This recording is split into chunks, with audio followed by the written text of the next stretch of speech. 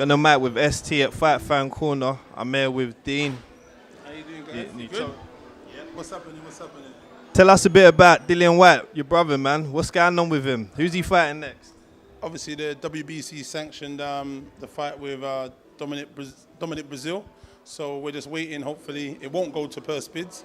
And if it does, hopefully Eddie will get his money out, you know? So we don't have to have the fans anticipating and waiting and what's going on and where it's going to be, because, you know, it is kind of probably nerve-wracking to not know where you're going to be, because if it's going to be in America, we're going to have to go there a little bit before to acclimatize, to adjust with the time difference and so on, and training.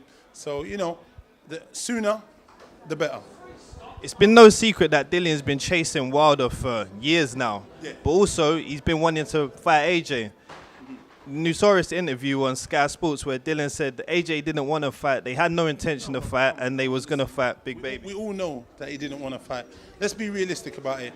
He made it's not, I was going to say partially offer, but I mean, the small, it's not even, I can't even say small, because 4 million is not small by no stretch of the imagination, but the money what he offered wasn't the value of the individual. And it seems to be a pattern Joshua and Matchroom are doing, under offering the fighters what their value is worth. I understand he's the A-side, and we've got to give him credit for that. He's the champ, he's the A-side, so he's going to get the lion's share of it. But you've got to give these guys what they're worth. Look, he's gone now to America and offered someone who isn't even mandatory and has done nothing to deserve this fight. He's offered him 8 or 10 million US, and that's what Miller's getting. How are you going to offer Miller 10 million or 8 million, but you don't offer Dillian the same kind of matchup of some? Because what you've got is, you've got someone who does their own pay-per-view shows, sell-out shows at the O2, not once, not twice, 3 times, you know what I mean? Devastating knockout run. So when you look at it like that, you've got to understand that this is a bit of a mockery. All it was is, it was an offer, a sad offer, just to say, I've offered Dillian, he's turned the fight down, and, you know, just to make the fans say, oh yeah, I've offered him, he didn't want it. And then, but all along, everyone knew that Miller was the guy that AJ was going to fight. I understand it. It's business. He wants to make his profile rise in America because he wants to, you know, say he's the big fish. He sold out an arena. He's done a pay-per-view show in America. So when he comes to negotiation with Wilder, maybe he's in a better standing position because he's saying, well, listen, I've done what you've done in your backyard. You know what I mean? So it's one of those ones. But listen, that offer, that was cloak and dagger offer, man. That was like, you know what I mean? So Dillian's saying that he wants to work his way to a mandatory position because that way there'll be no rematch clause. What do you think about that? Which one are you talking about with Brazil? With AJ? Yeah. No, but listen, that's always the case. He's not going to stop fighting. At the minute, we've got the fight with Dominic Breazeale that's going to come up. So, you know, one fight at a time, we'll work with that.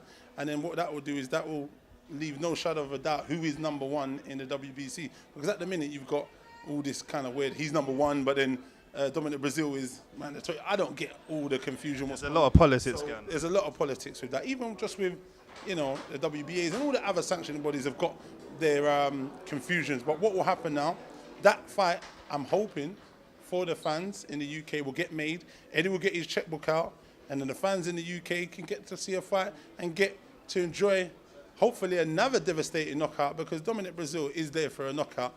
I think he's improved from the AJ fight.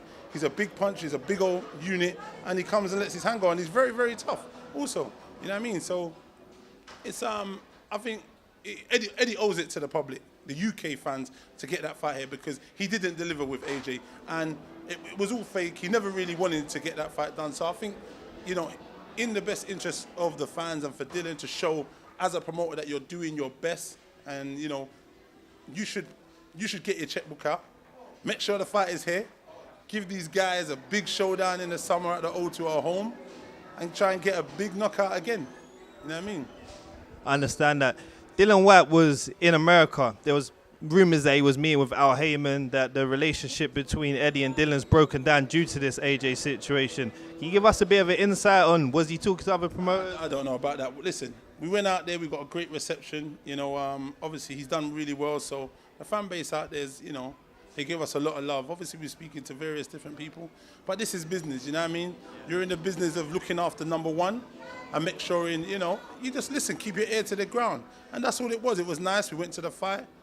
and we had a good relationship out there with a few people, you know what I mean? So right now, you know, anything's possible. But right now, he's still fighting with Matchroom, with Sky. So that's, but, you know, who knows in the future. At the end of the day, you know, Matchroom, their number one target, and the person they look after is AJ. So, you know, Dill's got to look after himself. All the fighters got to look after themselves. So I fully agree with that. Next week, we have Dillian Whyte Jr. What's your thoughts on that? I was in the gym the other day. I see him. He's looking sharp, Dillian. He's looking sharp in there. His movement's back. He's looking pretty cool. Yeah, I saw him moving around with Chris. Chris is looking sharp as well. Come next week, boy. As long as he goes in there and keeps his cool. Because he's got a tough fight. That guy is tough. What's that guy's name? Frank, is it something? French fighter. Yeah, French fighter that fought Conor Benn. He's tough. You know what I mean? You saw with Conor Benn how that fight, a few knockdowns, both fighters got up and so on. But I mean, it's a tough fight. But Chris is a slick boxer. You know what I mean? At the minute, like I said, I saw him in sparring. He's looking sharp. So hopefully we'll go out there and deliver. And I think this fight, I know Eubanks, but the thing is, Eubanks in the fight with George Groves, he didn't deliver. He didn't have a jab, and he got cut down quite easily. If he doesn't have a jab, and he doesn't have the footwork to close the distance and cut down the movement of Dillian, who knows what's going to happen. But from what I saw, Dillian's movement is right. His shoulders well. His Achilles heels mended. So we're in for an interesting fight. But Dillian has got the experience. He's been there. He's an Olympian. He's a two-time world champion. Listen, we could go all day talking about his achievements. Eubanks is an athlete. He's a specimen, and he's a bloody good fighter. But is he going to be able to outbox a pure, experienced boxer that's been there time and time again? Who knows? Come Saturday next week, we'll find out. But hey, listen, make the best man win. Thanks for talking to us, Dean, at Fight Fan Corner.